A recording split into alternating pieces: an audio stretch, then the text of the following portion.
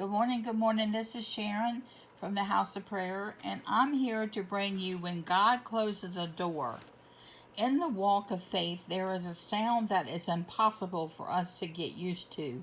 It often comes abruptly, and it always happens surprisingly.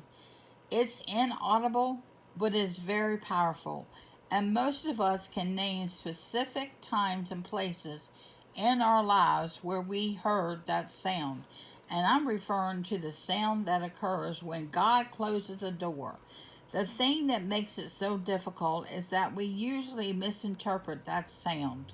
It often comes on the heels of strong commitment to obedience, being filled with the Spirit, going through a season of praying, often weeks, diligent work, the counsel of others, and then slam, that door shuts. And to make it even more difficult is the following: the closing of the door, there is silence, deafening silence, God's silence. When and where are you, God? Times like this, that we are humbly reminded that He is the potter and we are the clay. He is the master and we are the servants. We say we willingly bow before Him. He is our God and He is our guide. O great Jehovah, just a pilgrim in a barren land, and I'm moving toward the goal of honoring you and serving you. And now this, to make it even more difficult, God does not tell me why. Certainly not then. God rarely, if ever, explains why. One thing is for sure: when that door closes, we do not think at that moment, this is going to lead me to something better. The Scottish essayist Thomas Carlyle, 19th century writer, essayist, historian, put it this way: when the oak tree is felled, the whole forest echoes with it. But 100 acorns are planted silently by some unnoticed breeze. When the door slams in our face, we don't think that poetically. All we hear is the falling of the oak, our oak, and the thud as it hits the forest, destroying our dreams, our hope, our anticipation. We don't think at that moment that there are some acorns being whisked away and blown to a place that will grow and bear fruit for God's glory through an open door. At a time like this, when the door closes, and some of you have had one close recently, that's when great theology needs to kick in and two great truths come out to our rescue. The first truth is God is sovereign.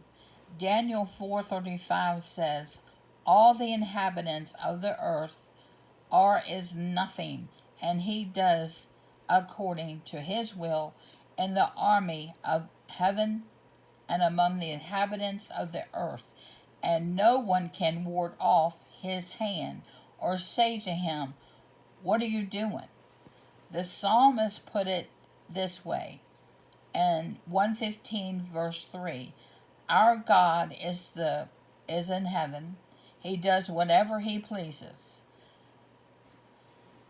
Sort of point blank in your face. I'm in charge. The other great truth is God's plan is profound and often to us very strange. Revelation 3:7 tells us He is the one who opens and no one closes. He closes and no one opens. And there's no explanation following that statement. You feel like a failure. You feel like you were poor in planning. You weren't sensitive to the Holy Spirit. None of the above is true. God closed the door, but we're not going to understand closed doors.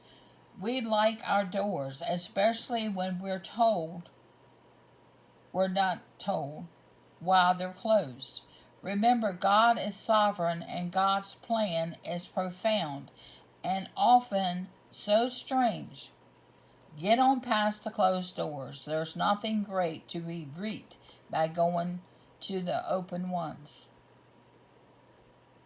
Since God is sovereign, He is in full control on both sides of any door. Being in full control, God takes full responsibility for the results.